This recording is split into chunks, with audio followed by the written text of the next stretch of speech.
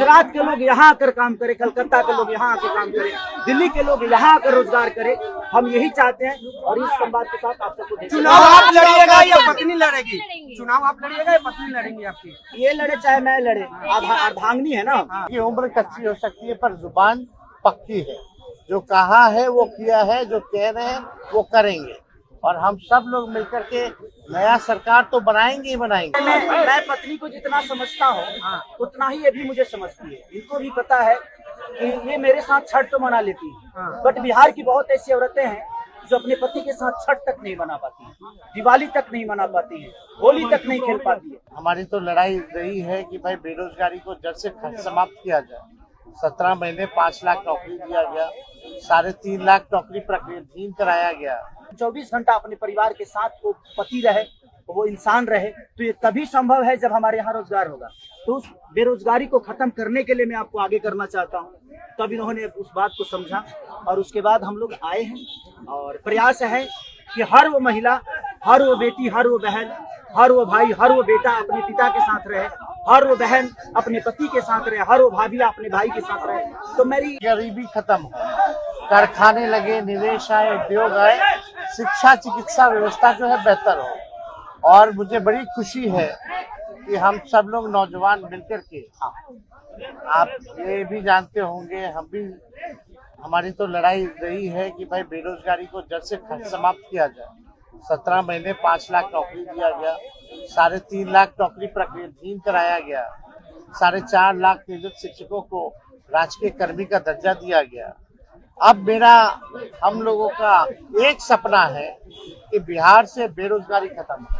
और हमने जैसा आप सब लोगों के सामने कहा है कि हमारा संकल्प है, हमारा प्रण है और हमने लोगों से वादा किया है और हमने पहले भी कहा है, तेजस्वी की उम्र कच्ची हो सकती है पर जुबान पक्की है।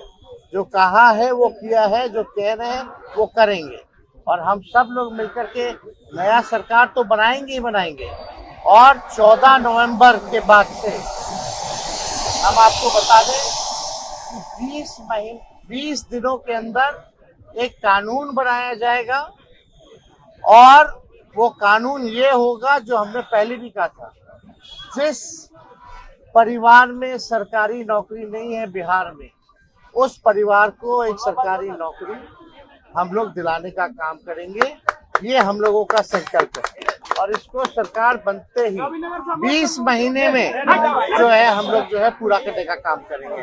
तो कोई सवाल है तो पूछ सकते हैं। जी, कल आपने कहा कि अभी तक चुनाव लड़ने की बात नहीं हुई है, हमारी पत्नी नहीं बोली है। क्या हुआ कि एक दिन में पत्नी मान गई और फिर आज आप मीडिया के सामने आकर कह रहे हैं? देखिए, जहाँ तक बात है, मैं पत्नी को जितना समझता हूँ उतना ही ये भी मुझे समझती है। इनको भी पता है कि ये मेरे साथ छठ तो मना लेती है, बट बिहार की बहुत ऐसी औरतें हैं जो अपने पति के साथ छठ तक नहीं मना पाती है, दिवाली तक नहीं मना पाती है, होली तक नहीं खेल पाती है। तो मैंने इनसे बोला कि बिहार बदलाव की तरफ जा रहा है।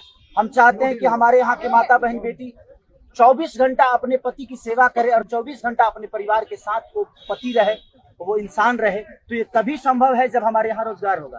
तो उस बेरोजगारी को खत्म करने के लिए मैं आपको आगे करना चाहता हूँ।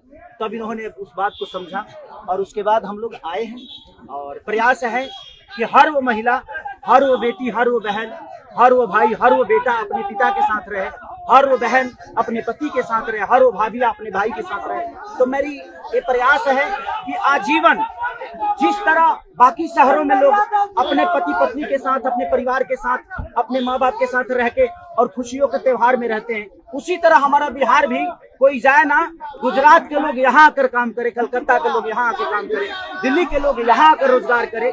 हम यही चाहते हैं और इस संवाद के साथ आप सबको चुनाव आप लड़िएगा या पत्नी लड़ेगी? चुनाव आप लड़िएगा या पत्नी लड़ेंगी आपकी? ये लड़े चाहे मैं लड़े, अर्धांगिनी है ना, एक ही बात है। देखिए, जीवन में पति पत्नी का जो प्रेम होता है ना, वो दुनिया में उससे बड़ा प्रेम नहीं है। माँ बाप के बाद अगर कोई संभालता है किसी बच्चे को, वो आपकी अर्धांगिनी ही होती है। तो मैं लड़ूं या ये लड़े? आरजेडी आपने क्यों चुना? आरजेडी पार्टी बता तो दिए सर, जहाँ बदलाव होता है वहीं मैं रुकता हूँ, वहीं रहता हूँ। हर जगह, हर शहर में, हर जिला में जाऊंगा मैं। चलिए सदस्यता मैडम को थोड़ा आगे कीजिएगा सर, मैडम को थोड़ा आगे कीजिए। मैडम